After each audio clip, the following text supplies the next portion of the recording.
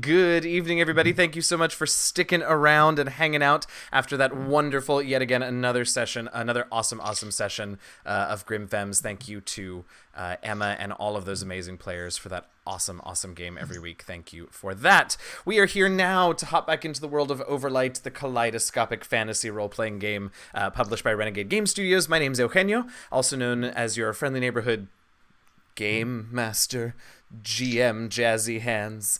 I use he, him pronouns, and I am very excited to be back with all of you this week. Let's go around and do player and character introductions super quickly. Let's start with... Oh, you're all in the wrong place. I'm going to fix that while Alicia tells us who she is.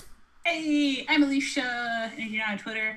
My pronouns are she, her. My character is Siggy, a female Pyro. Her pronouns are she, her. I know how to English. English is good. Yeah, I'm looking forward to it. Español es muy más. A mí me gusta mejor también. Fantastic. Thank you. That took a tangent, but I liked it. There we go. Let's go to Nat. Hello, I'm Nat. My pronouns are they, them, or he, him. You can find me on Twitter at natrose with a Z. And I play Conra. He is a word. He is from Hark. I can't remember what the word for people from Hark is. Harkeen, thank you. He is that. And he is a nerd. Yeah, he is. And Diana. Hola, I go by Diana Moon online. I use she, her, and I am playing Aida, who is an automel from Vale, who uses she, they, and is an airship deck hand person, and pretend this mask is a very beautiful ship-like mask, which maybe we'll see eventually. Absolutely. And I saw those air quotes. I don't know what there's a snake here. Hi. Oh, hello. Look who it is. Oh, yes. This is one of my ball pythons, Ben. She is not good with the camera. No, but we love her. All right, fantastic. And once again, we are currently out our fourth lovely player, Victoria Rogers, who plays Nodi, our Banyari Verthod Leafkin. We've got a lovely picture art of the creature up, but we are short Victoria this week. She is fantastic. We hope that she will be back with us next week. You can find her online at Mimi Merlot, or you can find her podcast, her D&D podcast, The Broadswords, on Twitter I believe it's at The Broadswords. You've probably heard of it. Anyway. Great. Who wants to give us our recap of last week? We threatened various members of the city guard in a variety of ways. Yes, that is a good and succinct way to put it. And/or bribed and/or coerced. Yes. Yeah. Oh, there they are again. Oh, is this... Okay, so today's episode is called The Air Quotes. Got it. Yes, you all sort of went around the city and bribed and threatened and otherwise harassed and harangued various city guard members trying to get information on the location of a master of the green light, the green chroma of compassion, a Banyari, who was taken into custody after some altercation, misunderstanding, not long after her arrival on the Shard of Hark. They told us it was a debt thing. That's right, they did tell you that much, that she was unable to pay a fine and damages that were levied against her for something. And so you all are on her trail trying to find her and locate her for a person that you all met who insists on calling all of you friends, an older Harkeen Skyborn man by the name of, I'll bring his picture up over here, by the name of Faradon Lux, who asked you to find some information out about his mentor. He couldn't really do it because, well, he's been around the block, and people seeing him coming, city guards in particular, seeing him coming would probably be significantly less apt to be helpful. And so, after all of that harassing and intimidating and bribing and all of those things, what did you find? You're muted. Oh, what? She's been taken to the place where they take the worst criminals of the city. Yeah. The hanging prison. The hanging prison. Exactly.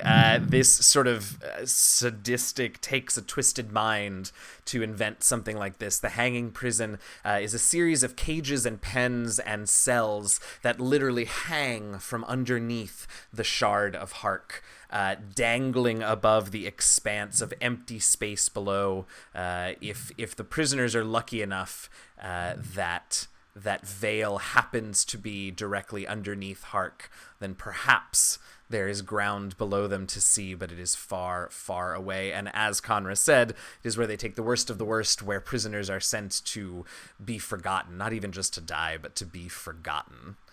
And so for some reason, she has been taken there. Fortunately, Faradon Lux happens to know that the last living descendant on Hark of the architect that designed and built the hanging prison happens to have a key to the prison that he wears constantly as sort of a symbol of his, I don't know, twisted tastes.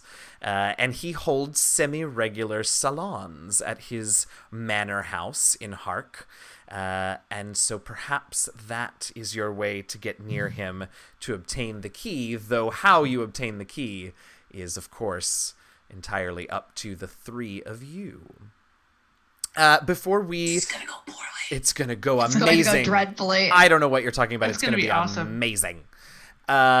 Before we get too deep into this, I do want to make a couple of quick announcements. First of all, if you haven't already, hit the little heart button to follow the channel so you get notifications every time we go live. More important than that, though, I do want to put a little bit of a disclaimer in front of this week's episode. So the way that the party at this particular RML's manor is written in the core rulebook. This is an adventure that's taken from the last chapter of the core rulebook that I wanted to sort of showcase, since we were showcasing the game in general anyway. But the way that the party is written in the core rulebook, it is all about sort of sex, drugs, and alcohol, because that is the type of hedonist that the RML is. But for various reasons, that isn't exactly the direction that I wanted to take for this. So I've changed up the party a little bit. The RML's, and I keep saying the RML because for some reason his name is jumping out of my brain. His name is Invico, yes. So Invico now is one who is a lover of rare and unique beauty in the world. Usually art, since that is an RML thing, but Invico's tastes tend towards the more horrific. So I just want everyone to be aware, players and viewers alike, I'm going to be keeping an extra close eye on all of the chats that we're in, be it Zoom or Discord or Twitch chat. There's not going to be the sort of sex, drug, and alcohol hedonism in this party, but just as a little bit of a content warning, there is going to be a little bit of body horror, there will be probably some grossness, and there will definitely be some sort of twisted non-sexual generally pleasure going on. So that is to give you a heads up of what is to come. And as I explained in our session 0.5, the very first episode that we aired, the X card is free to use, obviously, to our players. And if you're in the chat and you are really taking exception to something that's going on, you can also drop me an X in the chat and I will do my best to steer clear of whatever is happening. That said, I do think we're going to have a lot of fun with this sort of creepy, awful, twisted, sadistic beauty that this RML is into and that he wants showcased at his party.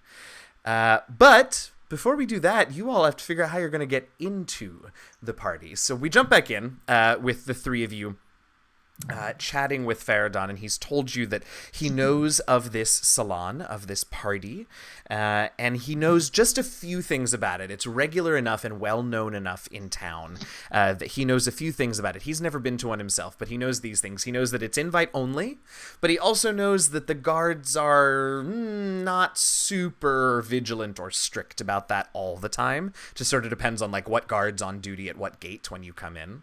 The other thing that he knows is that while it is thrown by an RML, and so obviously the RML who will be at the party will be masked, because all RML are pretty much always masked.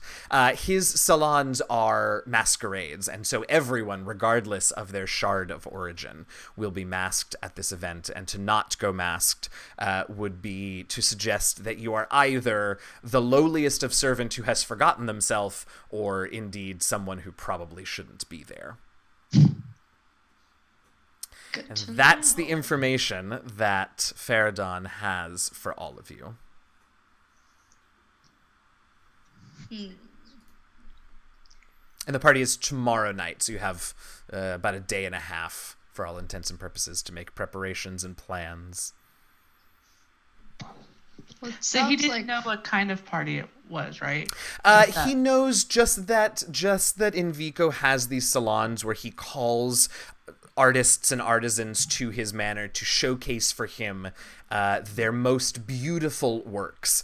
And this has been going on long enough that everyone kind of knows what Invico means by beautiful, right? He likes twisted beauty. He likes beauty. He thinks beauty is something that is, well, you get the idea. Yeah, so, because if that's mentioned, then Yaido would be like, oh, he's one of those types. Yeah. Well, at least we won't have to dress up very fancily. You will have to get masks. I was going to say we should probably procure those, and I was going to ask your advice if there's certain types that we should look for in particular or avoid, or...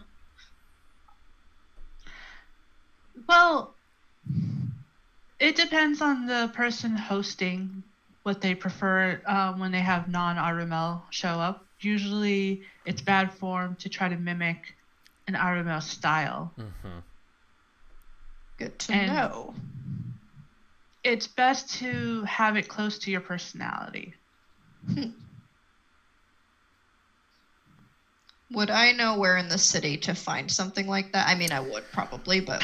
Oh, you could absolutely find sort of any type of mask, just about any type of masquerade mask that you could possibly want somewhere in the Great Bazaar, somewhere in the Great Market. Yeah. All right. Or alternatively, you know, you could find the materials to make your own if that was the route you wanted to go pretty easily as well.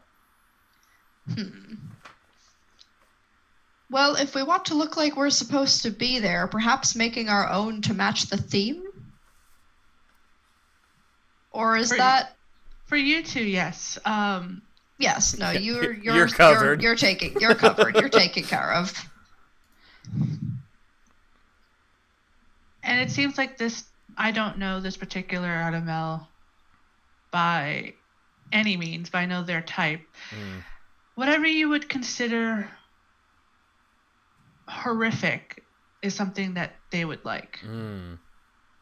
So, And it could be tame horrific to your tastes, or it could be something extreme, as long as it seems to offset somebody. Library fees. A salad bar? I'm just imagining a mask, like a papier-mâché mask made out of late fee receipts. Like, sorry, go on. This is lovely. Ghastly. Keep going. Truly ghastly. If that's what's scariest to you, then you have led a lucky life. Plenty of things scare me, but that's truly horrifying.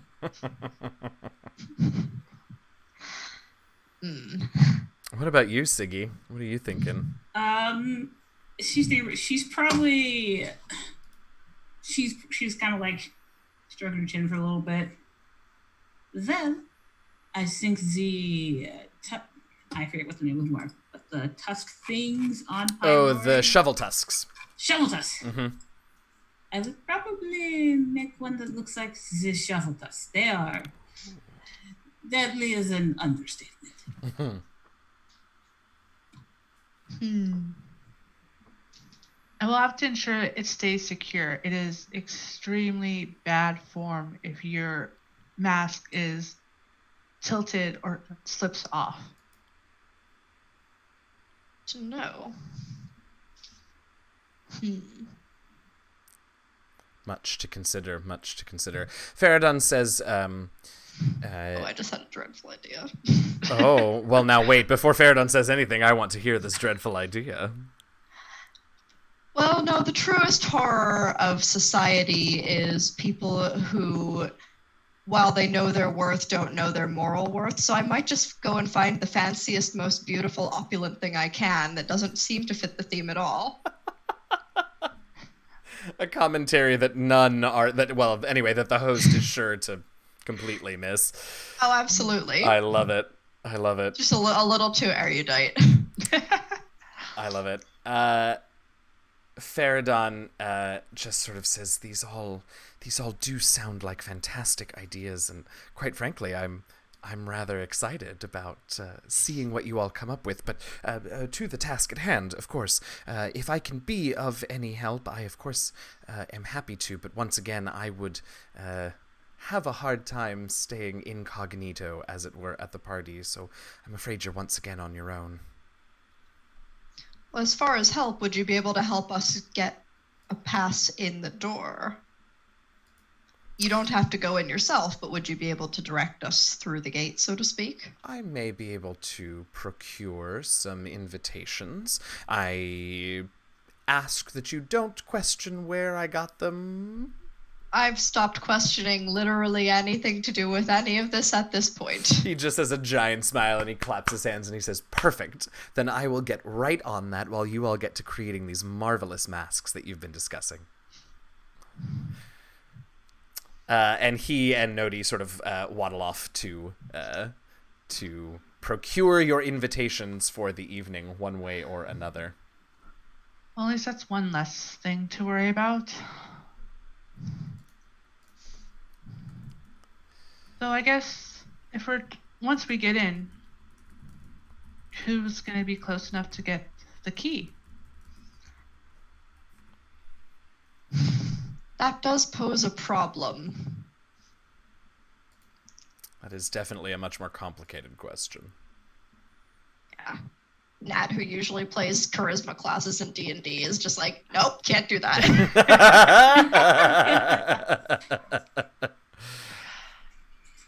I will help coach as best as possible, but I don't do well again with authority.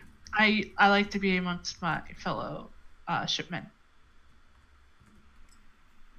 I am guessing you do not wish me to punch him and take it? God, I love her. Maybe not at the party. If we can get him out of his house. Only if you're willing to punch everyone else on the way out. Exactly. Okay. That's our plan B. That's our plan B. It should not be. I like plan B. Yeah, you would be very happy to have some very aristocratic Arumels be punched, but it would be certainly so entertaining. Undoubtedly. It would be extremely entertaining, just so long as maybe we shouldn't do that. But it's not off the table. I mean, Right. We could always just try asking if we could see it.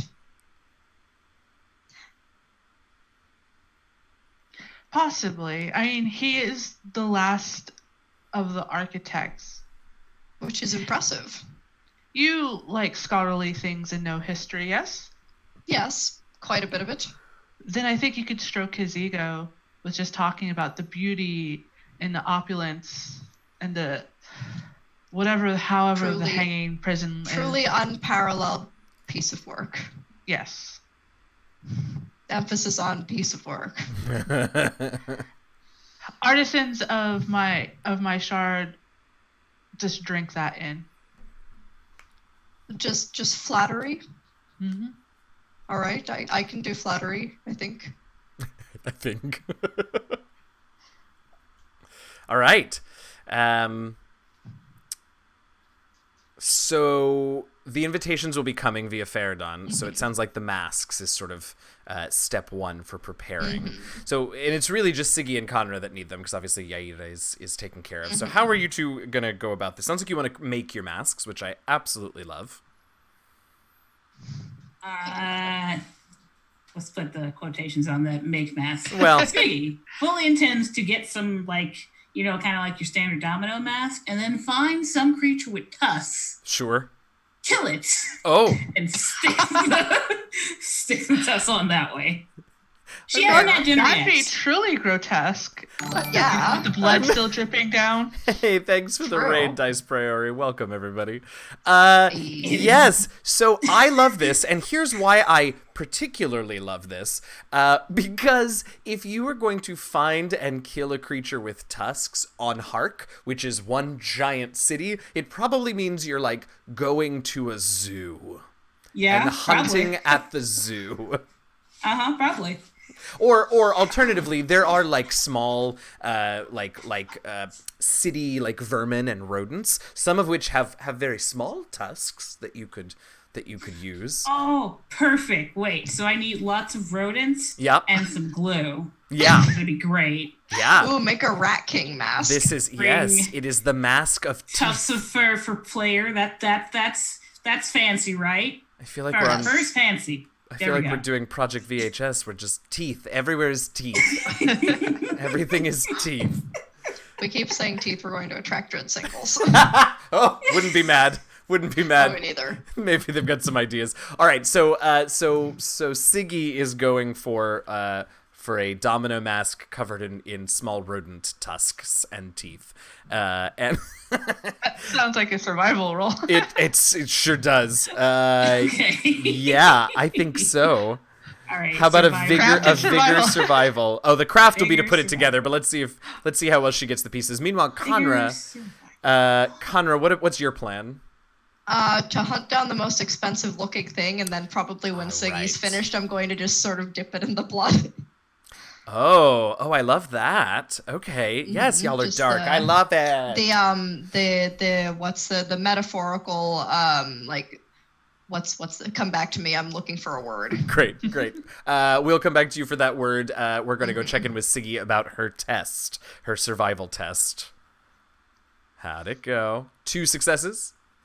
2 successes. That is enough for a luminous success. So you do, in fact, get a goodly number. You spend the day, or the better part of the afternoon, just hunting these creatures. What do the little rodents look like, other than the fact that they're tusked?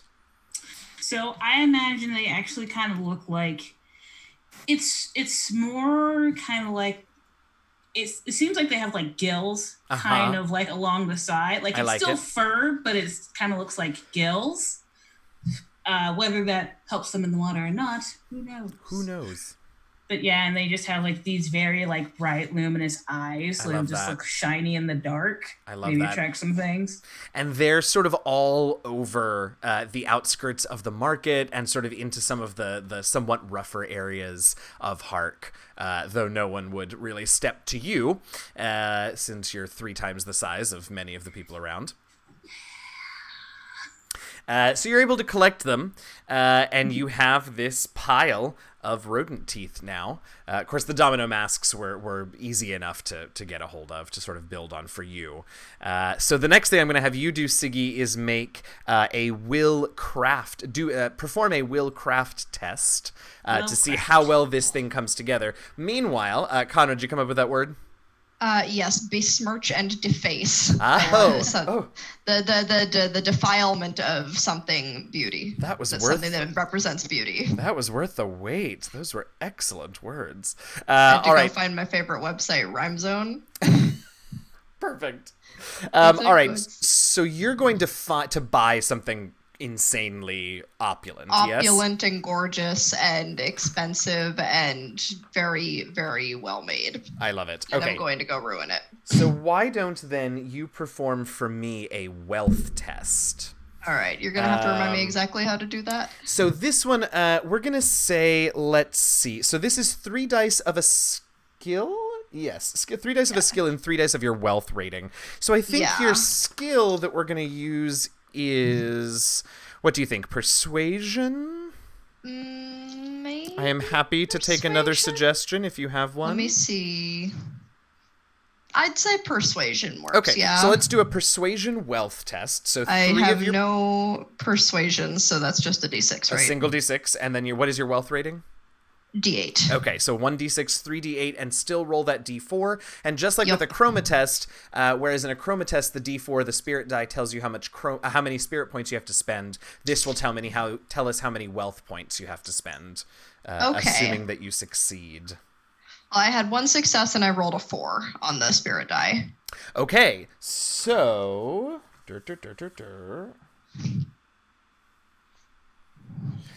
So the 4 on the spirit die, it's going to be an expensive test, but that 4 will also bump you up, little spirit surge there to bump you up to a luminous success. So you can find this crazy opulent mask. It's going to cost you 4 wealth points if you want Jesus. it. How much wealth do you have?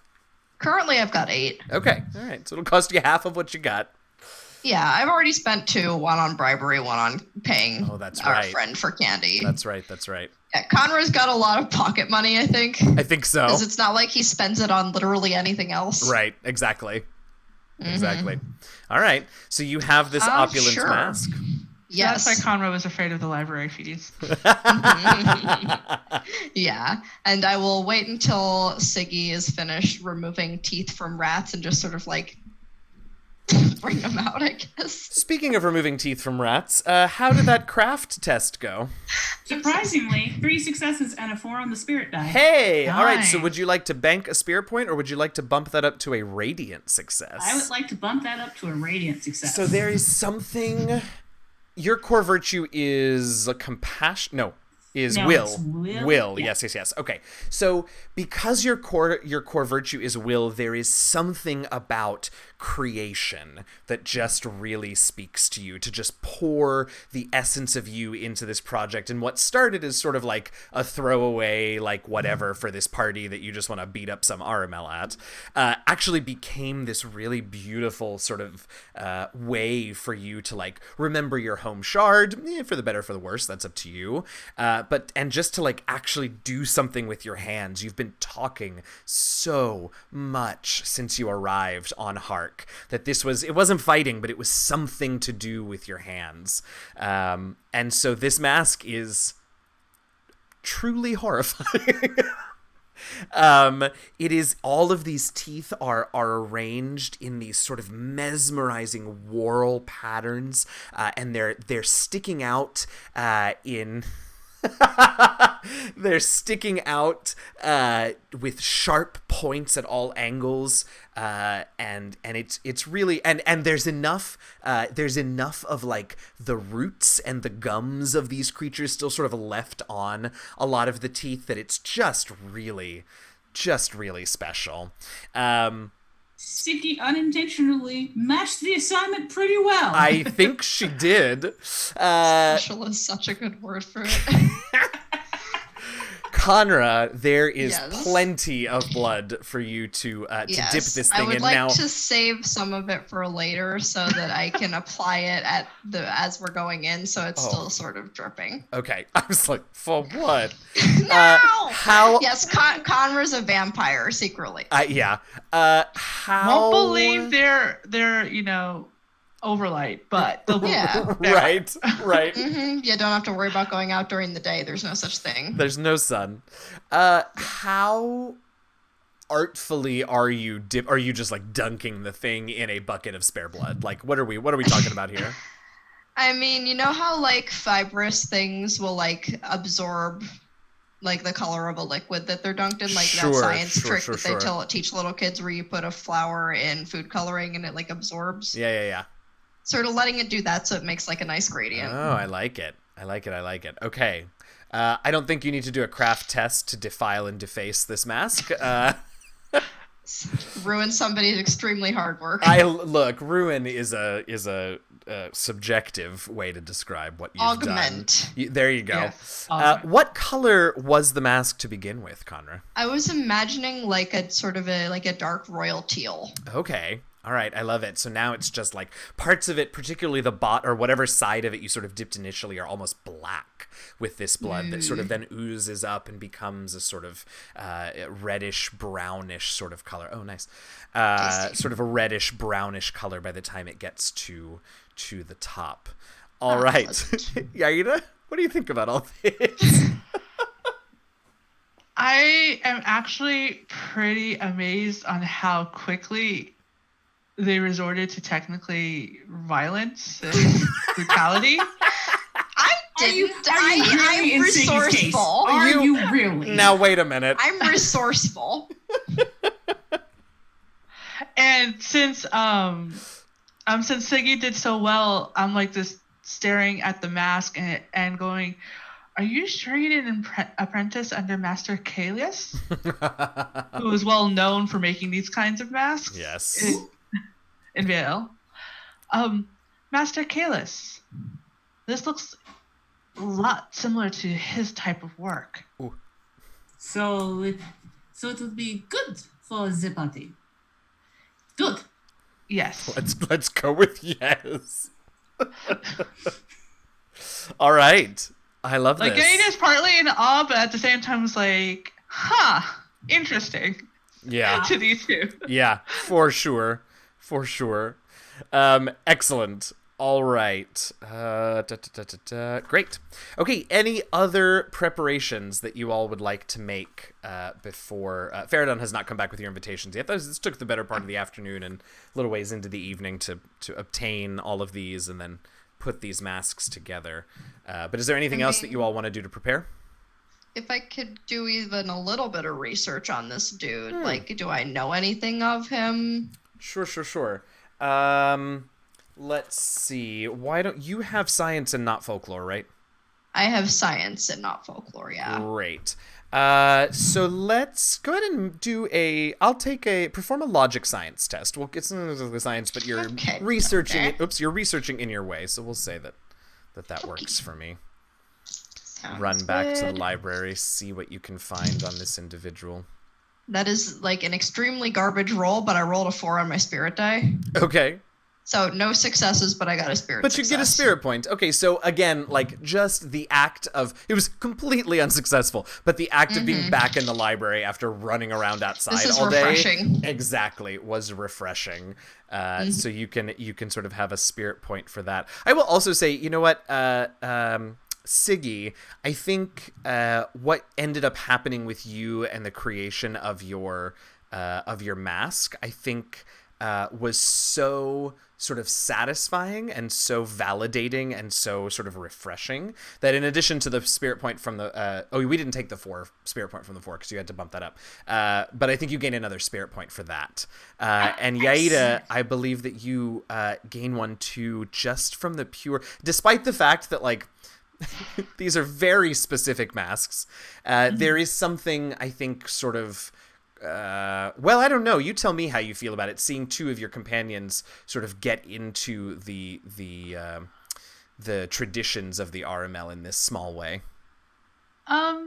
It's a little conflicting because like masks are very special and technically they're supposed, if you're not taking an artisan's mask to take over from that master, you're creating one that's supposed to be about you and your family, and technically they're not, they're just trying to fit in, right? But it's also kind of refreshing to see just how easy it is here on Hark that anyone can make a mask. Yeah, and I think that's the part that you try and sort of latch on to think like how different it is in this society to just be able to choose who you are at any given point.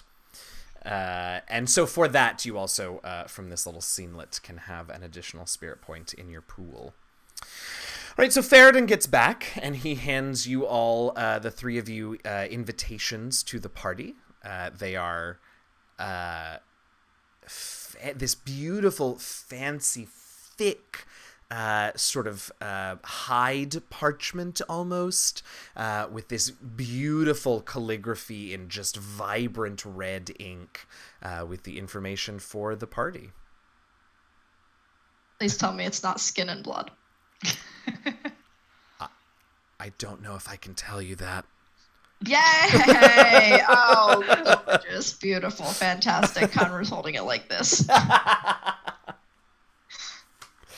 All right.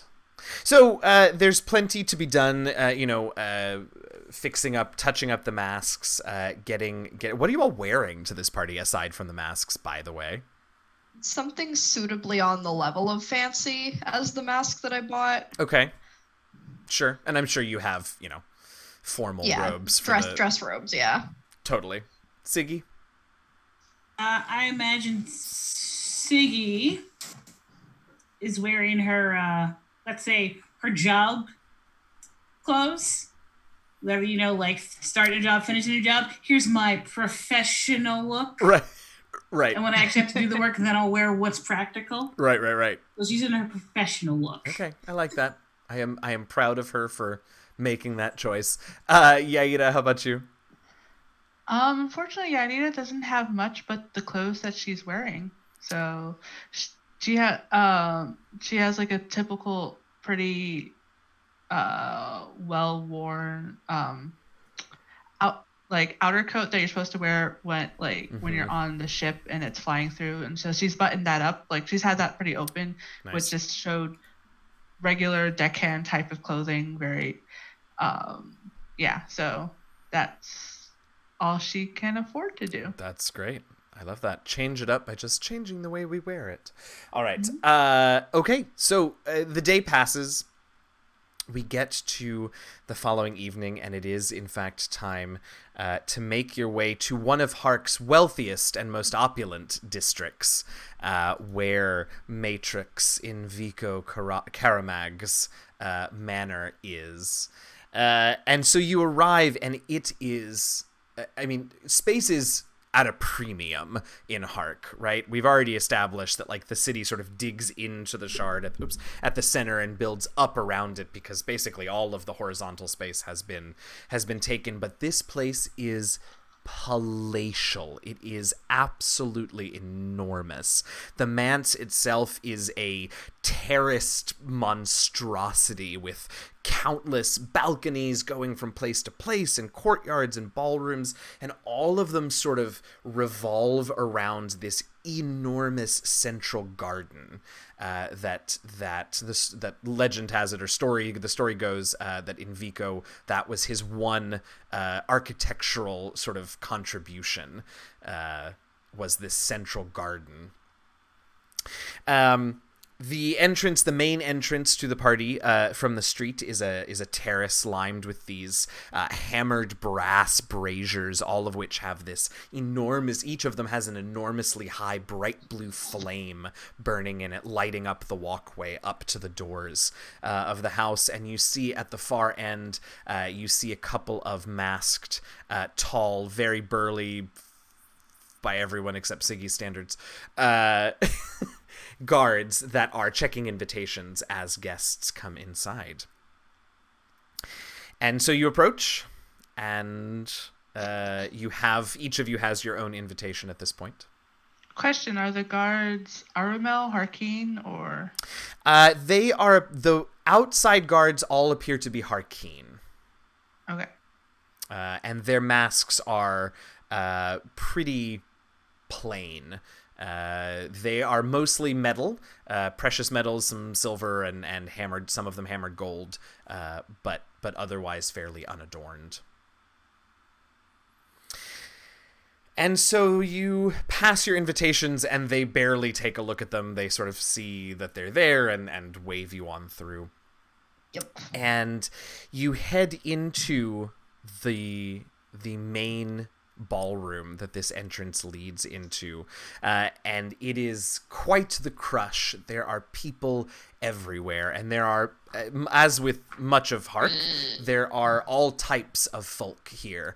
Plenty of Aramel for sure, plenty of Harkeen obviously, but you catch sight of the occasional what must be Zenith monks, because you see their Hamanu companions with them. You even catch sight of a Banyari in one corner, sort of looking a little overwhelmed. And on another wall, you see a Pyroi trying his best to look strong and warrior-like, but just sort of looking deeply uncomfortable and out of place, and despite his size, almost sort of childish, clearly out of his depth. Everyone is, in fact, masked, and the masks range from the plain masks of the servants and the guards that you saw at the entrance, and some of the servants here inside do appear to be, in fact, RML. To the truly bizarre and outlandish, there are masks that are made of wrought iron that have been riveted together and look sort of rough and raw. There are masks that are made to look like exquisitely exotic orchids and irises and other colorful flowers. There's even one that you catch that is a tall sort of a rectangle that looks, as you look closer, it looks like almost like a gravestone. And at the very top of the gravestone, it's carved to look like the features of some ghostly apparition. And the other thing you notice, sorry, I got excited about the masks. There is also There is also a second tier to this ballroom, a sort of upstairs terrace that you immediately can sort of, you notice it because the stairways leading up to it are so much more closely guarded. You can see that the guards at those stairs are RML, and they are looking much more carefully at the invitations of any who try to go up there. And Yaida, what you notice about those up on the upper terrace is that they are mostly, not exclusively, but definitely a much higher percentage of RML up there on that terrace.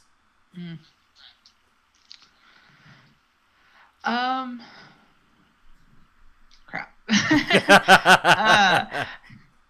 Yaida kind of like rings her wrists a little bit as looking, kind of gaze directly towards that area. Mm-hmm.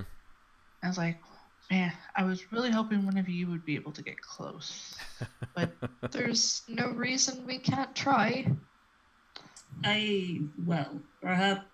Perhaps you, but I am a little obvious, let's say. This person is supposed to like strange and exotic things, right?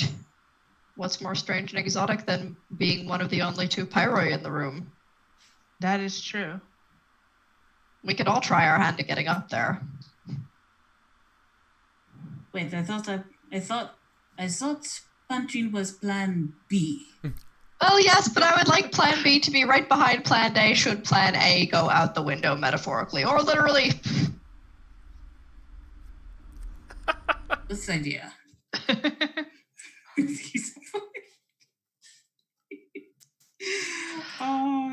I shake my head and I think I go towards the food. Like, Absolutely. Just get a lay of the land. Let's not rush into anything punching. Yeah. Yeah. As much as I wouldn't mind the punching, like, Sure. yeah, it is definitely very. You can tell, like, is very nervous. Yeah.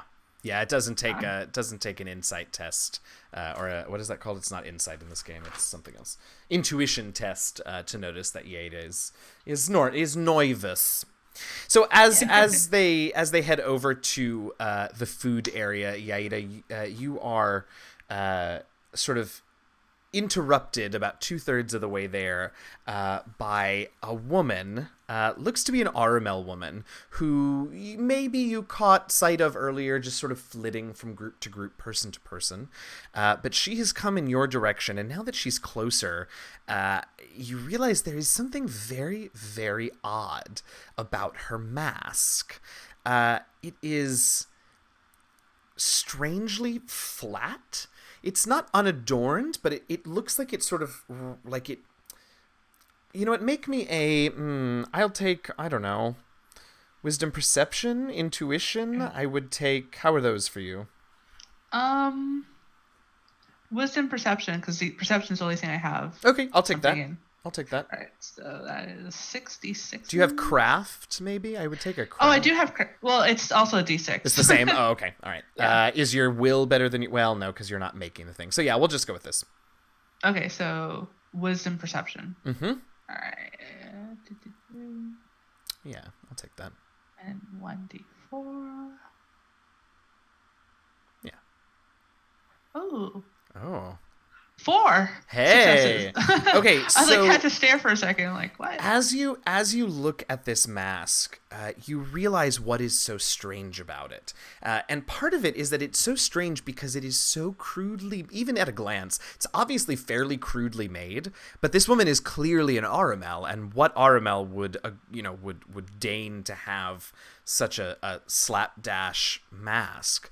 But as she gets a little closer to you, you're able to look at it and you realize that this mask is actually just, it looks like a serving dish or a tray of some sort, a golden serving dish that has sort of just been molded around her face, sort of very crudely, very, very offhandly.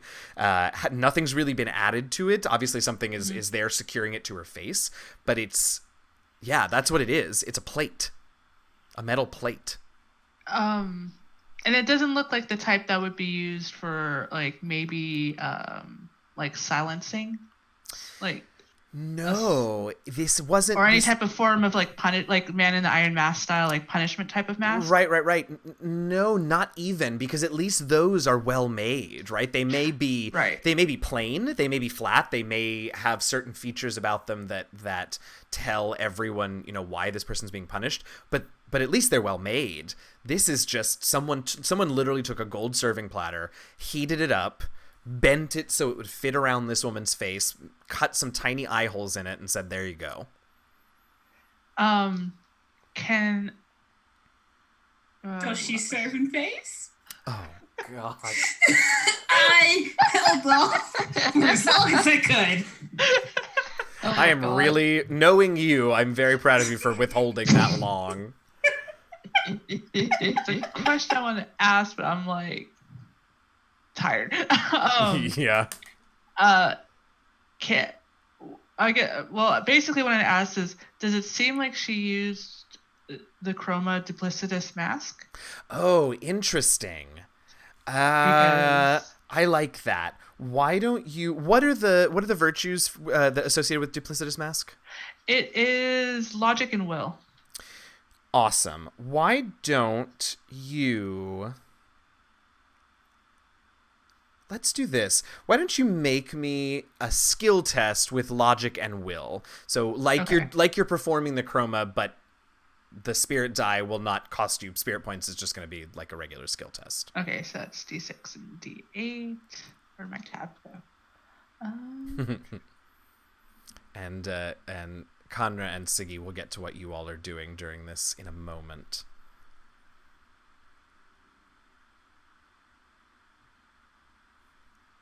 Oops. There we go. Sorry. Oh, that's okay. I also lost all of your faces for a moment because I couldn't find my Zoom window. So, I only got 2 successes. 2, okay. Luckily. Offhand, this does not feel like that chroma power. Okay. This feels way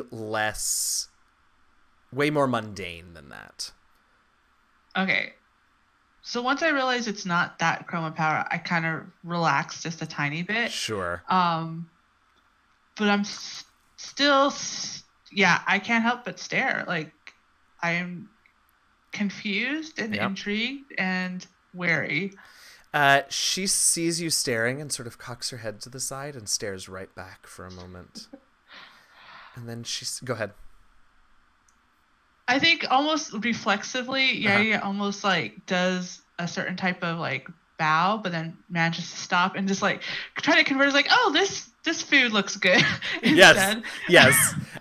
So you turn and you like pick up some food and whatever, and the woman comes over behind you or next to you and picks up some food and has that as well. And then she turns to you and she sort of turns her head side to side again a couple of times, just looking at you, and she says,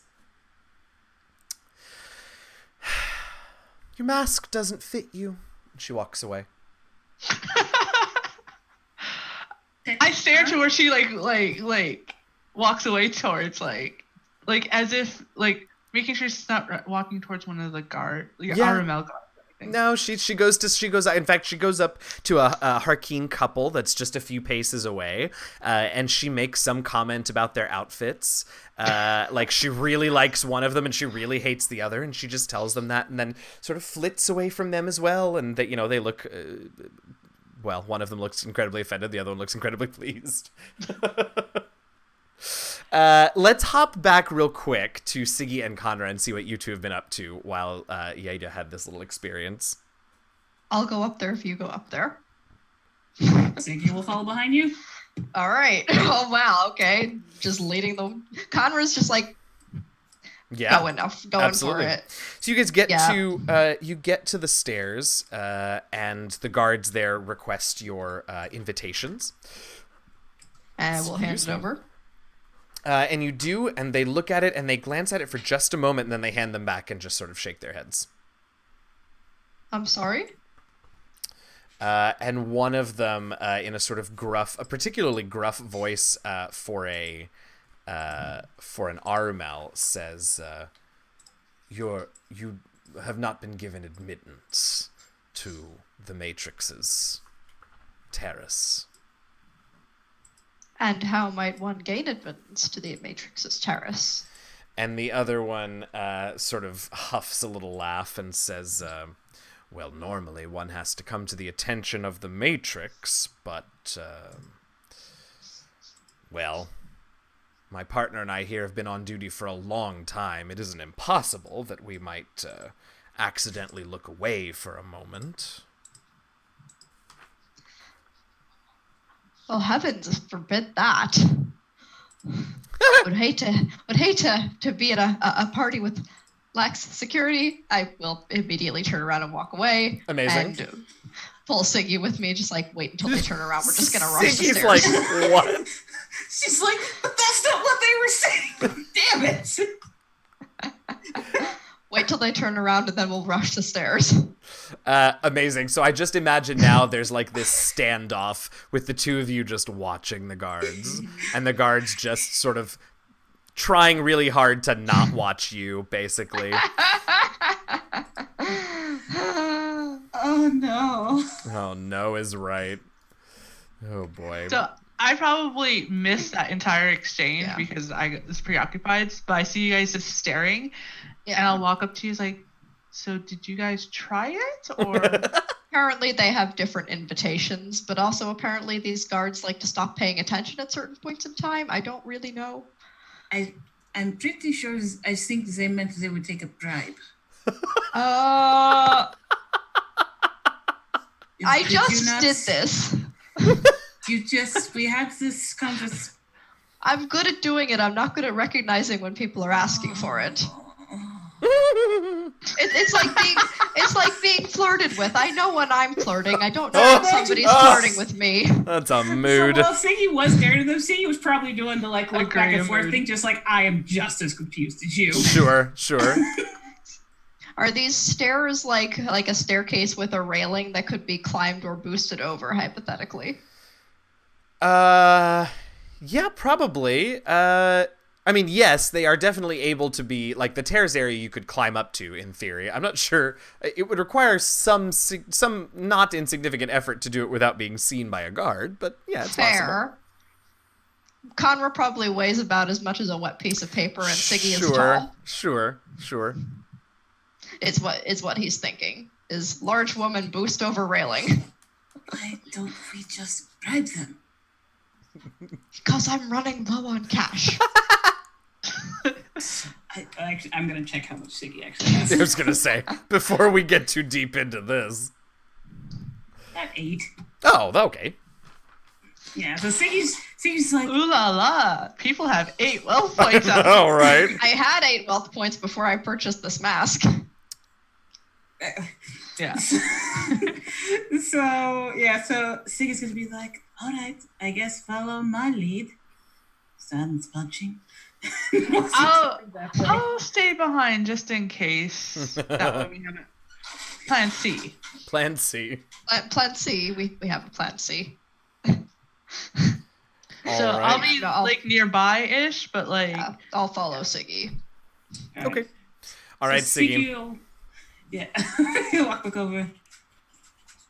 My apologies. I believe me and my companion had slightly different ideas. I think you do wonderful work. And gods like you deserve to take a break every once in a while, kind of slips whatever the wealth point would be. Like to them, I like love she that. kind of like puts it on top of the invitation, like perhaps you could check again. Why don't you also make me a persuasion wealth test? Okay, persuasion, wealth. I think your wealth rating's not insignificant, as I recall. Nope, I got a d6. Yeah. Oh, I did misrecall then. What's your Oh persuasion? yeah, no, I didn't. Oh no, nope. You said okay. Yeah.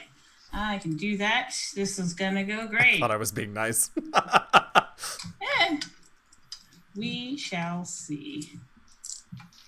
And then that D4 will once again determine how much of a bribe they expect. Don't roll a 4. Oh boy. Oh boy. Oh boy. Okay. Okay. No, that's fine. That's fine. Great. I got 2 successes. Great. Luminous success. And what was your spirit die result?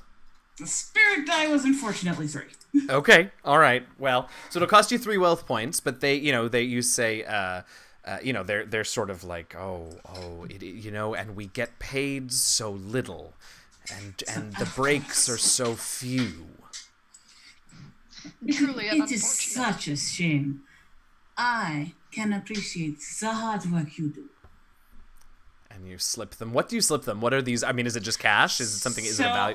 I think she actually just has cash on her. Totally. Like because she just finished a gig when she got here. That's right. That's right. She has cash on hand. Makes sense.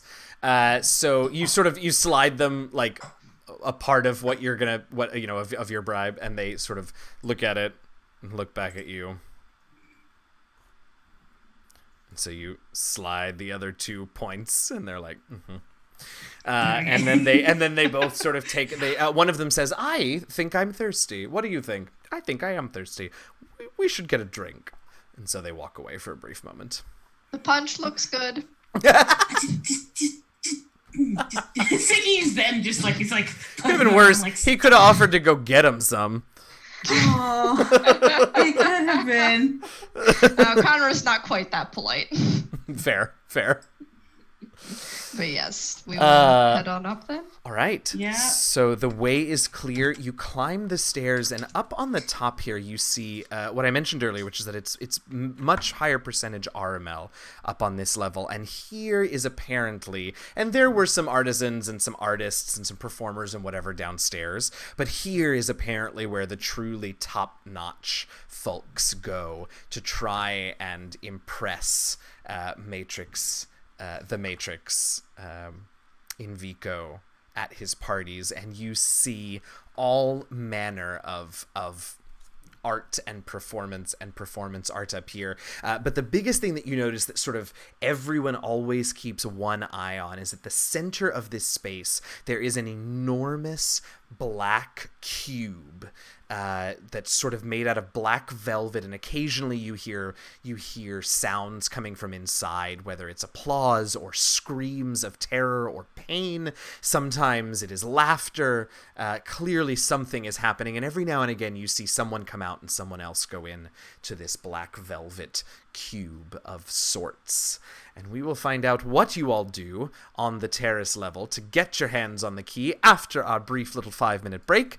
Grab a drink, grab some water, stay hydrated, everybody. Thank you so much for watching. We will be back in about 5 minutes to see if this crew can get their hands on the key. Thanks so much for watching, and we will be back shortly.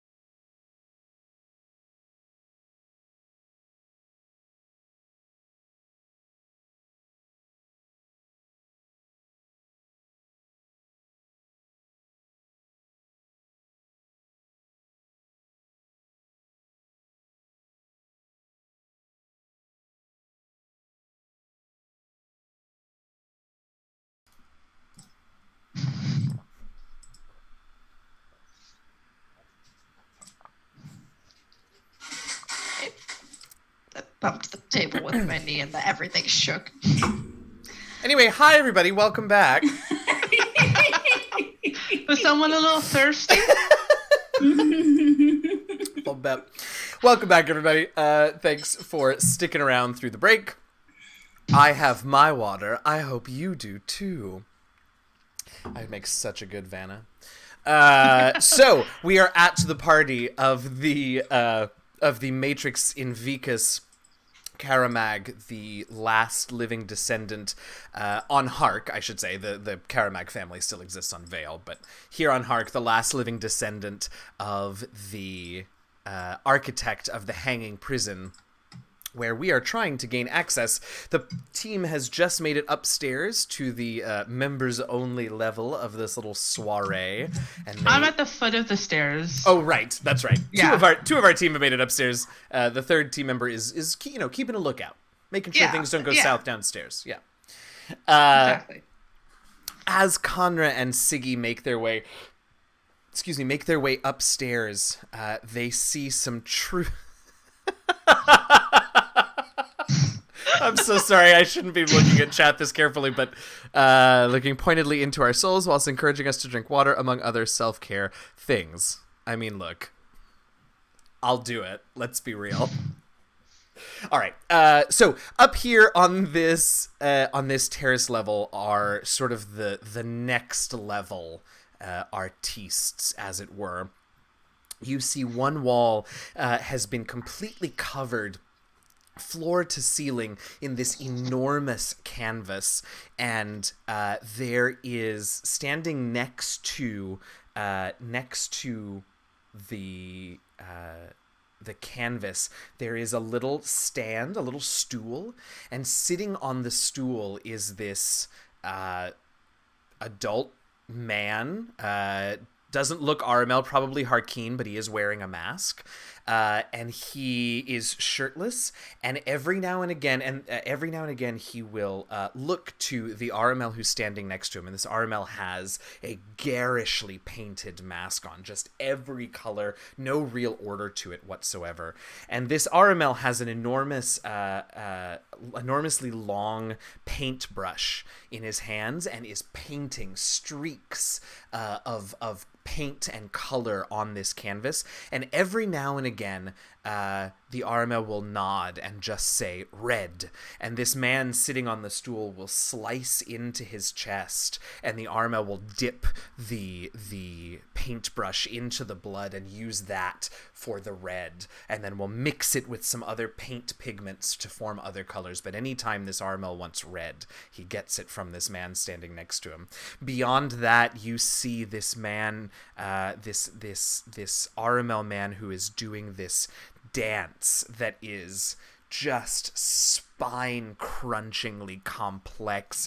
You've seen contortionists out in the great market. What this man is doing is far beyond what the contortionists do, and every now and again you can see this man just grimace in pain as he does a particularly horrific-looking motion, but as soon as he moves out of it, you can tell the pain is still there, but he just smiles through it. There are two women on the far wall who are just standing there staring dead ahead, and every now and again one of them will burst into a fit of laughter and then stop and return. Their masks are just quarter masks, so you can still see most of their face. Will just return to a completely neutral, and then the other one will burst into tears, and then after a few moments return to neutral, and then the other one will grimace in a rictus of rage, and then back to nothingness. These are the types of things that you see all over this terrace surrounding this black velvet cube. Oh god, I'm back in art school. So, is there like Some a people line? have too much time on their hands. As somebody with far too much That's time on much my a fail. hands. Yes. Is there a line to get into the cube? There doesn't seem to be. There does seem to be some sort of order to who goes in when, but it seems to be part of something that everyone seems to know that perhaps you all don't. All right. I'm going to find somebody nearest to the cube. I'm going to stash my ticket and I'm going to find somebody nearest to the cube. And I'm going to say, pardon me, I seem to have misplaced my ticket. Do you know what the queue for this is like? And this woman sort of looks startled that you've spoken and turns to you and says, "Oh, do you mean to see the Matrix, to show him your Yes. your beauty?" Yes. Oh. I've been waiting quite a while and I didn't. Well, I'm sure I don't. I'm next, and I don't know who's after me, but I suppose it might be you. Well, if that's, it might be. Yes, of course.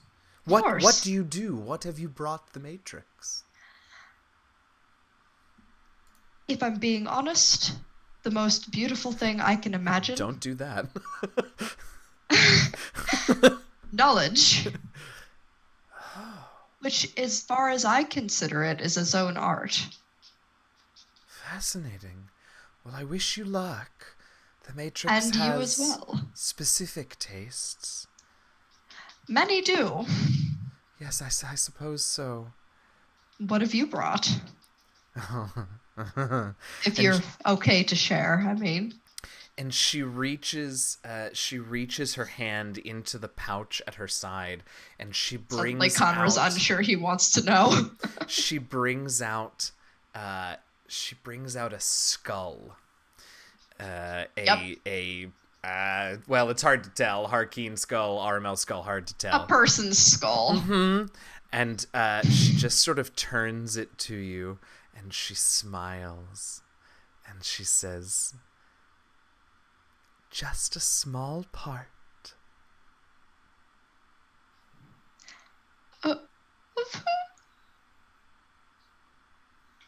She sort of reaches the skull a little closer to you. I patted on the head. And she sort of flinches and takes it back and says, "Yes, I must prepare." You stuck it in my face, lady. You get what you get. And she sort of scurries off. Best of luck. She raises the skull. I turn back to Siggy like, these people are nightmarish. Well, I mean, if they just wanted skulls, I could have done that. That's easy. This is true. You had plenty. I wish I would have known. Could have made a necklace. Yes. Yes. Again, Sadie would have actually helped the assignment. Absolutely. She would have nailed it. She would have nailed it. Siggy's just a natural. Clearly. The world outside of Hark is full of so many things. Yeah. I think Aida, like, if the guards, like, when the guards start coming back to their post, I think that's when she'll scoot up. Like, great. Yaida, why don't you make me a wisdom perception perform a wisdom perception test as you scoot up. Wisdom. Okay.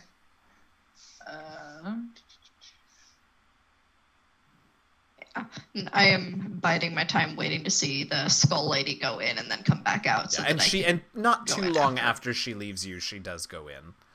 I only got one success, but I can use a spirit point, right? Yes, you can. So yeah, I'll use one.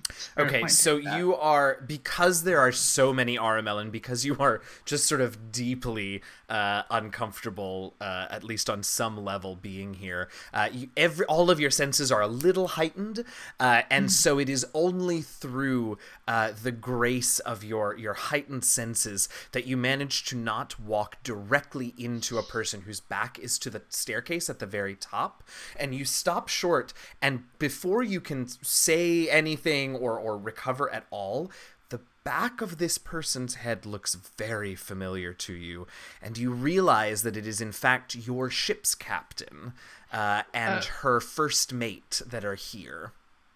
Fuck. Because at the very least, there's no way I would be here. She hasn't seen you. Her back is still to you. I quickly take a step backwards, and I want to try to probably to obviously sneak around like hurriedly Sure. to like get towards where I probably could at least see Siggy. Yes, the other Pyroi man is downstairs, so she sticks out. So it has to be Siggy.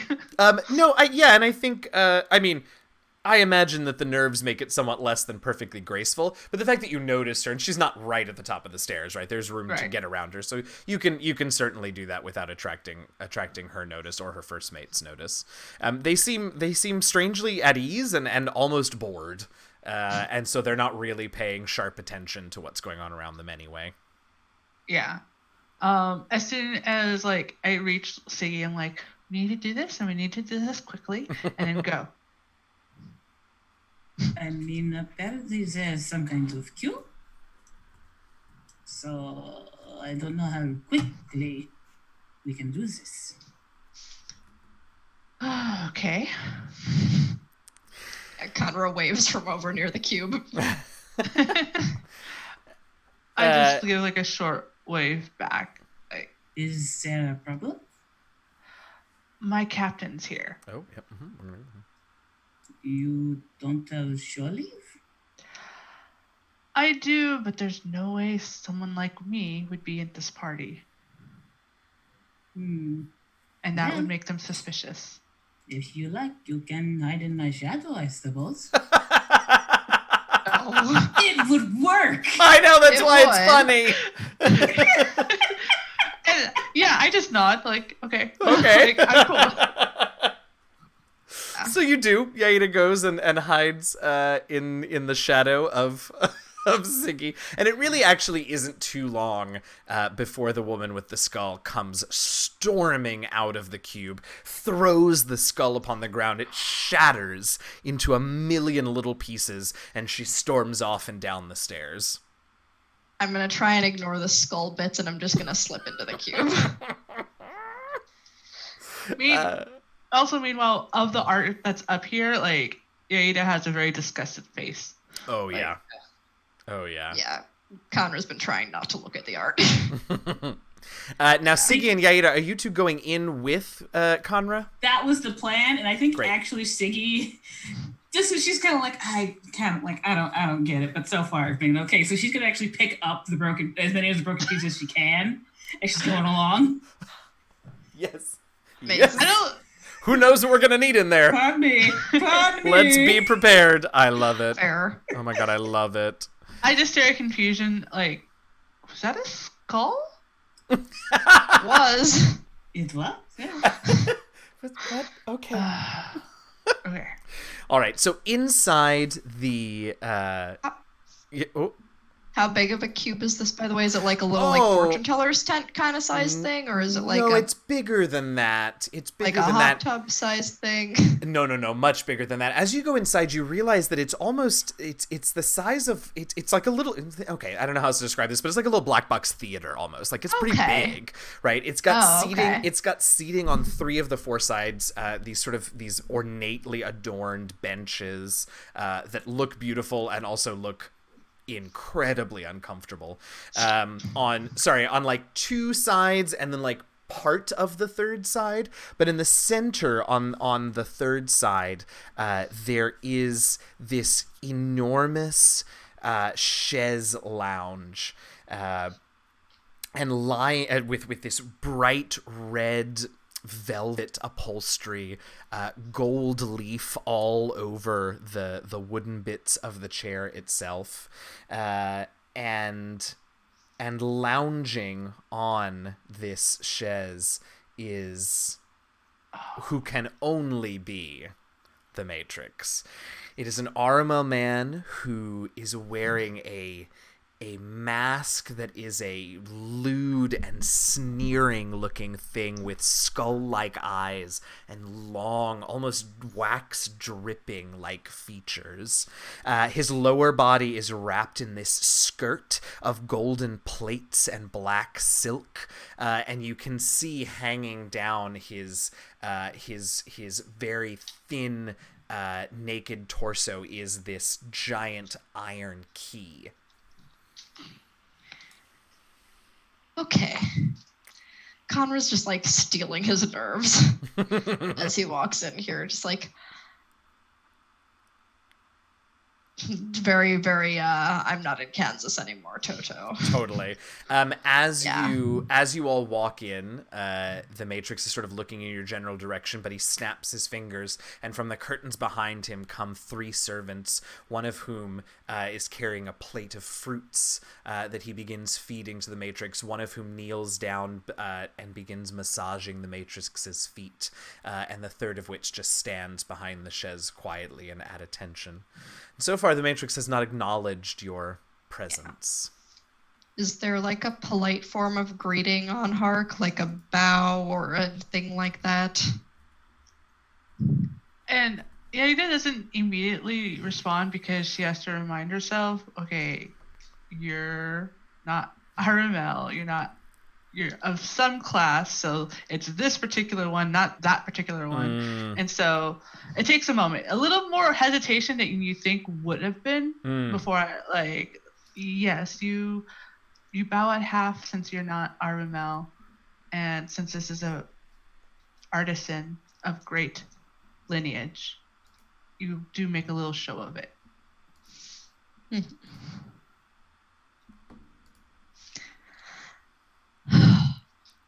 I'm gonna really quickly just turn around to my companions. It's like, I'm going to try something that might be a very stupid idea. If it's a very stupid idea, I've been I've been a Skyborn for a whole 24 hours, and I'm going to try something with it. Oh. Good luck. Please don't let me get murdered in this ridiculous place. That's Siggy's job. Plan B. Yes, if Plan A gets me in a place where it looks like they're about to knife me, Plan B. And I'm going to approach. Just as you finish telling them that, you hear the softest, most passive-aggressive little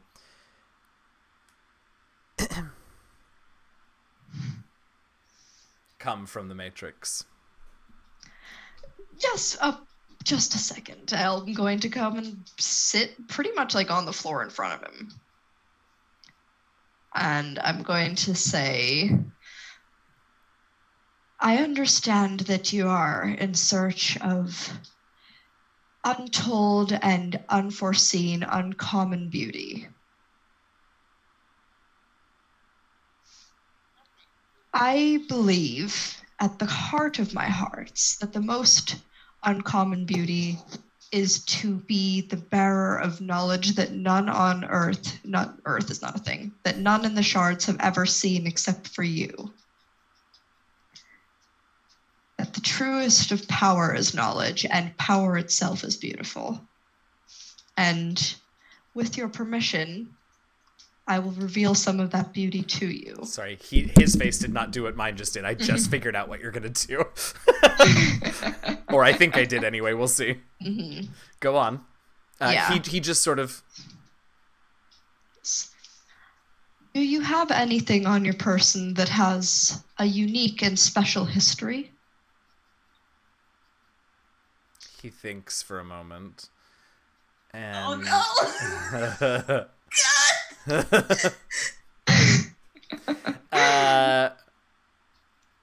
He very, very softly says,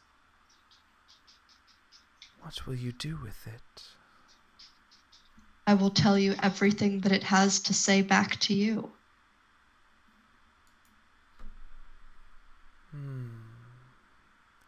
This sounds tame for my tastes, don't you think? Then perhaps you don't know what it has to say.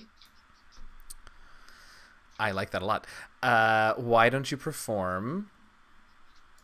I'm whispering, don't piss off the master. Yeah, right. Conra has zero respect for authority. Why don't you perform a test for me? The most obvious one would be will persuasion. Mm-hmm. My will score is not bad. That's a D8. Okay. Persuasion I don't have anything in. All right. But I don't see anything that makes more sense to me than it. Okay. So that's just a single D6. Okay. And then a spirit die. A spirit die. Mm-hmm. And well, that just escaped from Oh me. no. Assume it was a success. It's perfect. Yes, it was all 8s. That's 1 success and 1 4 on the spirit die. Okay. So I'll Okay. use that as a second success. So Absolutely. there is something about the way that you look up at him, Conra. In the torchlight here, your newly silvered eyes catch the light in just the right way, and he knows what that means, and he knows that even if this isn't to his specific tastes, it will certainly be unforgettable. And so he nods and he says, I have high expectations and specific tastes. Do your best, or perhaps more apt, your worst. Conrad has no idea what his best or worst is. I will certainly do something. And he is gonna slap the hand away from the servant who's getting ready to feed him another fruit, and he claps his hands together, and that third servant comes over and reaches around and begins to lift the key off of the Matrix's chest and out the cord out from around his neck, and he hands it to the Matrix, and the Matrix holds it up and says, "Do you know what this is?" I have read about it, but I don't know all of it yet.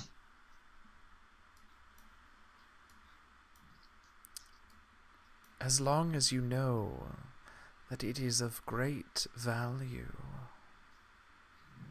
I can tell that simply by looking.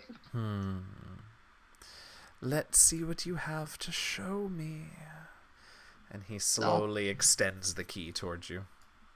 I will take it, and I'm going to try and actively do the chroma thing that I did by accident yesterday. All right, let's make that chroma test. And behind my back, the other hand is just a thumbs up to Siki and Yaida.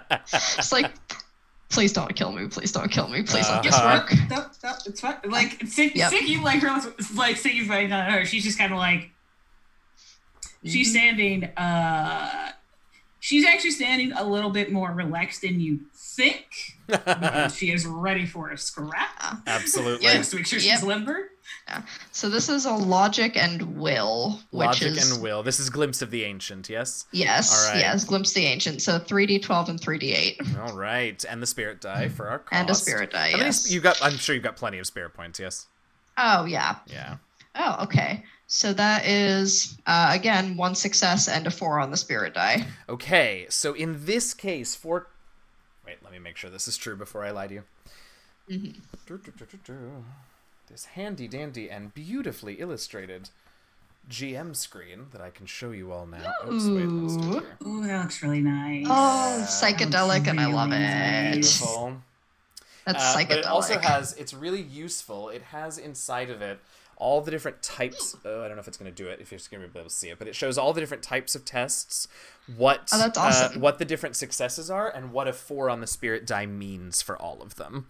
So, or what the spirit die are used for all of them. Chroma tests. Okay, so for chroma tests, a 4 on the die does not give you the spirit flare because it is how much it costs to do it. But what I do want to double check is whether or not you can do it your own spirit flare for a chroma test, or if that's just for skills. For skills. Yeah, I cannot remember off the top of my head. In any skill test or chroma test, when you roll, this is called a spirit flare. Yes, so you can, in fact, for a chroma test, you can use an additional spirit point to bring it up to 2 successes. Okay, so it would be unwise to do that, though, if I have exactly 5 spirit points, for example? Well, you wouldn't shatter, but you wouldn't be able to... you wouldn't even be able to attempt future chroma until you got at least 1 spirit point back. Okay. I don't think Conra knows this, so I'm going to do it. I think that is true. That seems on brand for Connor. Remind me of that at the end of today's session. Okay, so my current spirit pool is 0. Okay. But you do get a luminous success on your chroma. So tell us again what this looks like when Conrad channels this chroma with this key in particular. A little bit kaleidoscopic, not to use the keyword of this game itself, but it's sort of like the light bends around the item that he's touching and seeing the past of. And to anybody from like a distance or who isn't a Skyborn, it just kind of looks like pretty lights. And to him and Skyborn who are standing a little bit closer, it might look more like you can see pictures and faces and images in it. Absolutely. So the things that you see with your luminous success, you see as if in a vision, you can tell the identities, or at least the faces, of everyone who has recently touched the item. So the strongest and the first 2 faces you see are the obvious, which are the Matrix and that servant. What you do also see, though, the servant is masked, as obviously is the Matrix. And what you can see are these, you see their masks, but they are somewhat translucent, and you can see their real faces below. The Matrix is sallow with sunken cheeks, gaunt. You can see sharp protruding cheekbones and inset eyes. Just a very unwell looking man. Other faces, well, at least one other face begins to swim into view. You eventually see, and this is sort of closer towards the edge of recently touched for you. It's one of the last faces you see, is the face of a woman, and it's another masked woman, and you see this woman has this strange, flat, golden mask on that looks very peculiar, and then as the mask becomes translucent, you see her face underneath, and the face underneath is a wreck. It is a destroyed, mutilated, melted visage below the mask. So, seeing that, Conrad will start first describing, essentially, from the Key's perspective, he's sort of like putting on like a fake fortune teller kind of persona. I like it. This thing does not like you, and it has a very ill... It has a very ill perception of you. But not, that's like the tone of it. That's the tone of it. Sure. He's doing it in a way it's like, you have left a bad taste in the mouth of anybody who's touched this. You have sickened the world with this item. Kind of a vibe to it, and a sort of a, like, Nat hates the trope of like evil makes you ugly, but that's essentially what Conra's playing into here, is that the evils done by the creation of this key and what it goes to have made its bearer into something unspeakably ugly. Okay. And at the end of that, he'll sort of pause for a second and say, did you do that to that woman, or was she always like that? Oh, at that, he sort of freezes. He was looking ready to dismiss, whatever it was that Conra was saying, just because, the Overlight knows people have said horrible things about him in the past. Like, of course. That doesn't faze him. But then, but that last bit stops him in his tracks. And he says,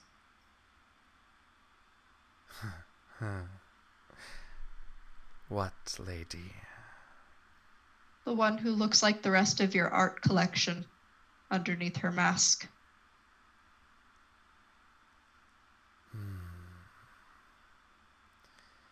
She seems nice. She's quite mad. Did you like my work? Impressive. How politic. You are interesting. I don't think you fully appreciate how grotesque this ability of yours could be. It is, or has the potential to be, at the very least, quite beautiful. No, I agree. The invasion of people's privacy is quite grotesque. Jesus Christ. But secrets are truly beautiful. And history is very beautiful. Even when it's full of blood and death and agony. Especially when it is... I haven't given the key back yet. Right. Especially... Yeah, I'm just sort of holding it out, obviously, for Siggy and Yaida to see. Oh, no. Oh. Well, perhaps we can explore these abilities even more. But for now, and he holds his hand out to you. Okay, Does hold on. I Conrad gotta look up know? some Conrad stuff. I feel like. So, continue. Yeah. I'm trying to decide if Conrad's like A, actually oblivious enough, or B, smart enough to be fake oblivious enough to try and shake his hand. Ah. Oh, that's Is funny. handshaking even a thing on Hark? Like, is that a method of greeting or like I agree, thank you kind of stuff? I don't know. What do you think? I mean, it seems very cosmopolitan. Sure. Seems So he'll reasonable. just, sort of like the royal yes, I will take your hand, like this kind of thing. So it's just him and his slaves in there, right?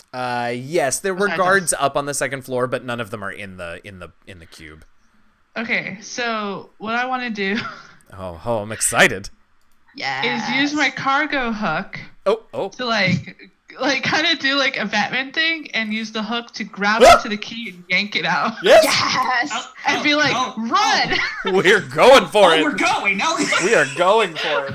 Hell All right. yeah. Oh. All right, hold on. I I made want the you guys to know, excited. guys, I have no fighting Okay, skills. Somehow so my plan to punch people you seems less should dangerous. make a. Oh, where's my character sheet? I believe it's a might wind lore test. Okay. Because wind lore is what is used for thrown and projectile weapons, but we use might if we're talking about actually doing those things and not the logic of understanding aerodynamics Right. and such. All right, so that's 3d6 and 3d8. Nice. Hey, I gave you a skill combo that you had. Did that? I'm assuming, yeah, that did roll. So 2. 2 successes? Yeah. All right. Like so, Roll for a Party did a weird flashy thing with the Oh, dice. And I'm like, it huh? knew it was important, so it doesn't matter. So Because I feel like I knew exactly what he was going to do. Oh, when he yeah. meant Chroma of your kind. I'm like, no, fuck that, we're going. yeah, absolutely. So you tossed your, oh my god, I love this. You throw your hook in the general direction of the key, right? Yeah. Now, Conra, where is the? Are you holding the key up? Did you hold it towards Sort him of when he held holding this? it like I was sort of holding it like Yeah, he this, was and he kind was of about to like go angled. and like shake the dude's hand. Okay, got it. So Yeah, just like angling it out so that like somebody who wanted to like pass by could grab it was what he was expecting. Sure. All right, so Yaida, so you throw your hook, and you manage to. It sort of knocks the key out of Conra's hand, but then it hits the floor, and your hook actually lands right on top of it and is able to hook it, and you can pull it in towards you, which of course causes the Matrix to start. And he stands up, and his servants sort of reach to their belts for something, and he just holds his hands up and he says, "But wait. If you wanted the key, you should have said so." And I assume you're all like halfway to the exit at this point. Yeah. So it's yeah, up to you. yeah. So it's totally up to you if you want to wait and see what he has to say, or just like get GTFO. Your call. But that's what he does. This is why I actually have a D20. It's for decisions like this. Conrad's gonna wait. Siggy. Siggy was okay. So Connor's waiting. I think Siggy is in sprinter position between Yaira and Conrad. I think he's just like, Yaida, go. Yeah. Like, Yadida's urging like, her on. nope. Yeah, like So urging her on. Siggy's not right next to Conrad, but like there, like ready, like Yeah. I'm Right. like, deuces, good luck. And yeah, I bounce. All right, and you have the key, right? I have the key. Yes. So, Conrad, you can see the Matrix is just about to explode and says, "Bring them back and we can discuss this." Wait, is he talking to us? Yeah. To bring back our friend? Yeah. Okay. So Siggy will like grab. Yeah. Would run love to have after. an academic discussion about this with you. Let's go. Bye. And you hear, as you all run out of the cube, you hear the Matrix let out a yell and a roar, and the servants sort of topple over backwards. And as you're leaving the cube and running where? I guess Siggy Well, hold on. I want to see where Yaida went first, because she was ahead. They were ahead of you all. Yeah. So when I imagine like the second floor, like the balcony, are kind of, did it have two? It did, Like yeah. staircases? It did, yeah. So I'm going to the opposite one. Okay. And I'm going to change my mask. Yeah, do it. So let's see. That is logic and will. Chroma. Remind me what this one's called. Duplicitous mask. Duplicitous mask, that's right. Yes. Ooh. It's a very special RML skill. So 6, 8 again. Oops, Armel's after Harkeen. Here we go. I like that we're all using our like Me shard-based too. skills. And then I want a lower spirit roll, right? You want a Essentially. lower spirit die, yeah, because that's how Yeah. many points you'll have to spend to enact the chroma. So it's 3 spirit points and 2 success. Okay, so a luminous success. So you'll let me know what this looks like, but you are able to use Duplicitous Mask to channel the light of logic and will, to morph your mask to imitate the mask of another RML. Aside from the mask itself, you remain as you are. This transformation lasts until the end of the scene. To truly pass yourself off as the individual will require a radiant success or better on performance or persuasion tests. Right. So because I had been paying attention to a lot of the RML masks here, I transform it into the one that looks like a gravestone with a spirit. Oh, yes, I love that one. Yeah, absolutely. Yeah. Because I presume the Matrix saw, a ship hand's mask, and so that's what they're going to call for. So when I and the way the way it looks is I kind of like the idea like when you dipped your mask into the blood. It's kind of like that, where it's like tendrils of color like soup in and go across, and then it smokes a little bit, and it just transforms the entire mask. Ooh, I love that. I love that so much. And since I'm running, it kind of like there's a kind of like a bit of a like a streak of light.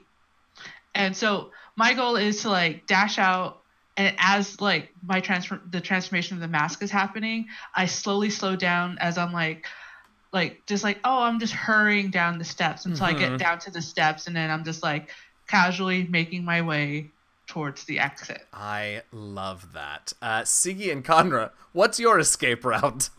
I mean, he told us to go get her. That's true. That's Yeah. Just true. to fall after. Like, we were given leave to leave. Yeah. So she's leaving without her. Okay. Said I'm leaving through wherever the thickest crowd is, and I'm going to duck. Okay. All right. Gosh. Okay. I love this. I love everything about this. All right, so you all are making your way through this party. Yaida, you have this gravestone mask on you. Why don't, let's see, I'm going to have each of you make perform a test for me for getting out.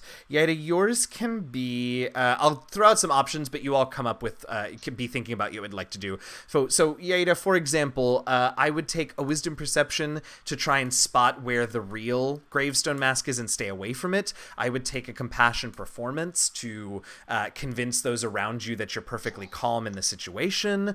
I would take, I don't know, what else? Anything like that you all can think of for each of you. I'll take compassion and performance because those are all D8s. So. Okay, great. Let's do that one. I would, from Siggy and Conra, maybe a vigor athletics test if you're going to be like running out. Conra, if you're going to be sort of ducking down, maybe a will persuasion to like just try and convince people that you're just looking for something that you dropped. Maybe, I don't know. These are all general ideas. Yeah, how'd that go? Yes, Radiant. Plus a 4 on the spirit dice. All right, so you get another point for your spirit pool, and 4 successes is a radiant success. So this was you. In fact, a few people clearly have just left the other person with this same mask, and they see you. And they look sort of confused for a moment, but then they think, oh, it must have been, we must be confused, and they just nod to you, and you continue on out. Siggy, and I'll nod back. You go first because I might try a weird thing. Okay. Siggy got 3 successes on what was your test? I did the vigor athletics. Vigor athletics to go. Okay, so without any problem, you're able to move, weave your way in and out of these people. Get runner. to absolute. That's exactly right. That's exactly right. All right, and Conra, how about you? I want to be getting out of here, but I also want to see if Conra sees the woman with the plate mask on his way out, and I was thinking that would be a will perception. Okay, tell me why. He's like, because he wants to get out of here. He has absolutely every intention of getting out of here, but as he's on his way out, he's like scanning the crowds. Okay, all right, I buy that. Let's do it. So it's not necessarily a wise thing to be doing. Sure. I buy that. Okay, so that's 3d8, 1d6. Got it. 1 success. Okay. Would you like to spirit flare? I don't. You don't. You can't. Right. Okay. Yeah. So as you're sort of looking around for this woman with the serving platter mask, you sort of trip, and on your way out, what do you have in your belongings? What do I have? My regular belongings or valuables? Just your regular belongings. A handful of common books, robes of office, quill and ink, and a reading lantern. Great. So, what kind of books? Just a handful of common books. Okay. It says a few. So, maybe one's from the library and it has like your stamp on it. That's exactly what I was going for. Yeah, I think one of those books is, I don't know if it's your favorite, maybe it's your personal book, or maybe it is from the library and you're like, checkout stamp is in it or something, but that falls out of your pack as you stumble and fall, and as you get up to continue running, you don't immediately notice it, but in very dramatic Taz fashion, we sort of, as the scene ends, we zoom in on the book that has flopped open with Conra's, I don't know, name and address or something written into it. If lost, please return to. Right, exactly. That's very Conra. With your full address. Right. Phone number, full email address, social security. Number. Yeah. Oh God, does Hark have social security? I probably not, let's be honest. I hope not. All right, and so you all make it out of the party. You have the key. You have intrigued and angered Matrix Invicus Karamag of the Karamag line, and so I guess next week I'll just add him to my list. Yeah, right. So I guess next week we'll find out how we get into the hanging prison and whether or not our Banyari master is indeed down there. Mm-hmm. I don't know how I expected you all to get the key, but it wasn't that. Oh, I knew I was doing that immediately as soon as you said that he kept it on him at all times. I was almost like, if you hadn't come up with the idea to use your chroma, I was gonna use this chroma to recreate his mask to like impress him. Oh, I like that. I like all of these ideas. I just decided to do Batman move. Yeah. I love it. I think my initial idea was going to be to try and disturb him so much that he didn't want to have it. I don't think that would have worked. Didn't think it was going to work, but it was that was my intention. Sure. So I'm glad you yoinked it. Yeah. I appreciate the yoinking. Ziki said what her plan was. Right, yes. I was also kind of hoping that would happen too, though. I'm not going to lie. I kind of wanted to see this dude get punched, especially after he said that he had done that to that lady with the plate mask. Yeah. We owe Siggy a lot of punching. Oh, yeah. I suspect we're going to get it when we break into a prison. I'm not saying yes, but I'm not saying no. Excellent. Okay, so things that I have forgotten to do every week so far, but I want to make sure I do this week. So you all get 2 experience, one for last week's session and one for this week's session, because you always get a point of XP at the end of every session. I would like for each of you to, for creativity and excellence in getting this thing, each of you can have an additional spirit point in your pool. Conra, Yes. for doing the character thing, despite the fact that it depleted your pool entirely, you can have a second spirit point reward at the end of this session, which gives you enough to maybe be able to cast some chroma, but also maybe a shatter. Yeah, to risk casting a chroma. Right. I've still got potentially another one that I haven't done yet. Oh, I would love to try. I love it.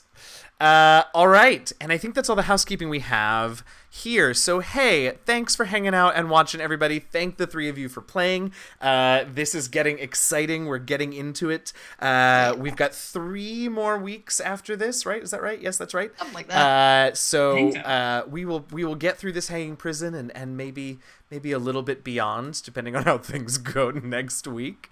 And then we'll see sort of what happens after that. Thanks for hanging out, everybody. Thanks for joining us if you came in halfway through. If you haven't already, hit the little heart button at the top of your browsers to follow this channel. We have 950 followers, and I am bound and determined to get the channel to 1,000 by the end of the year. So we're going to make it happen. So tell your friends, if you're all already following, tell your friends to come hang out, watch any of our many streams that we do every single week. There's a ton of awesome content here, and when they come, just have them hit that follow button. You can also support the channel by following us on Twitter at @VariantRolls, and if you, hey, there's a new follow, thanks. Ooh, I missed your name, Gitoni? Yes. Thanks for the follow. Hey, only 49 to go. Blah, blah, blah, blah. You can follow us on Twitter. If you are able and willing and would like to, you can also support the channel in other ways by going to our Patreon, patreon.com/variantrolls, or by subscribing to the channel here. This little channel has grown by leaps and bounds in the last 14 months since I've been a part of it, and it's amazing to watch grow, and it's possible because of folks like you in our community who are amazing and supportive by watching, by retweeting, and by subscribing and becoming patrons. So thank you for that.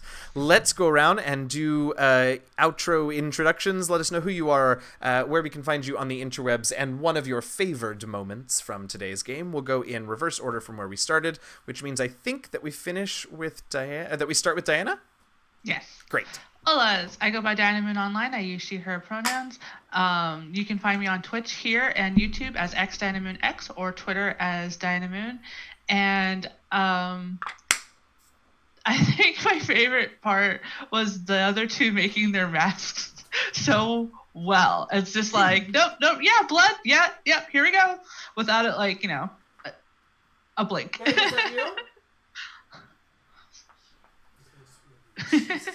Is Jam okay?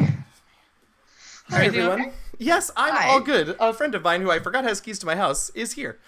Go on. That's certainly a surprise. Surprise! Great, thank you. Sorry that I interrupted that. Nat, I believe you're next. Yes, I'm Nat Rose. You can find me on Twitter at Nat Rose with a Z. I use they or he pronouns. I think my favorite moments, it's a tie between I agree making the mask was super fun and I really like the teeth mask, and just grappling hooking the key, because that just seems really badass, honestly. It's a key, it's not big, it's little, and you've got a grappling hook. That's just so cool. It has a very cool image in my head, very cinematic. Not gonna lie, I super thought of Sly Cooper, especially if you have the mask on. Oh my god. Yes. Very cinematic. I love it. Last but not least, Alicia. Hey Hey, I'm NNG9 on Twitch. I stream stuff, Stardew Sundays and all that stuff. I'm part of a couple other streams. Twitter is NNG98. My favorite part of today's session was Conra misunderstanding what the guards meant. Oh my God, that was maybe we amazing. could look away. That was so good. That is absolutely my favorite part. It was so good. And the expression on your face when you were pulled away, like, wait, what? Like, what? That's the... So good. Just like, huh? I love it. And just like, no, we just have to stare at them until they move away. I really was that like, was me misunderstanding. no, I know, that's why it was amazing, because you and your character were so committed. Oh. I love it. And I am Eugenio, also sometimes known as your friendly neighborhood dungeon master, DM Jazzy Hands. You can find me on Twitter at DM Jazzy Hands. You can find my 5e actual play D&D podcast on Twitter at DND Last Refuge. We release episodes every Wednesday, so come check us out as well. And I think that's all we've got for you this week. If you haven't already, like I said, follow the next stream that we're going to have up here is going to be tomorrow evening at 7 p.m. We're going to be airing another episode of Nerd Out, an interview series created by some of our lovely community members here on the channel. And I don't remember who this week's guest is, but it is sure to be super fun. So come check us out, 7 p.m. Eastern Time, 4 p.m. Pacific Time tomorrow for Nerd Out. And then, of course, on Wednesday at 7:30 p.m. Eastern, 4:30 p.m. Pacific, we have our next session of Dungeons and Deductibles. Fantastic, bureaucratic D&D game. We think that it's V, the Crafting Muse, is probably the interviewee for this week's Nerd Out. So definitely one that you'll want to come and check out. Thanks so much for watching. Thank you so much for supporting the channel. Thank the three of you for being awesome players and awesome storytellers. I can't wait till next week, but in the meantime, happy gaming, y'all. Have a good night. Bye. Good night, y'all. Stay hydrated.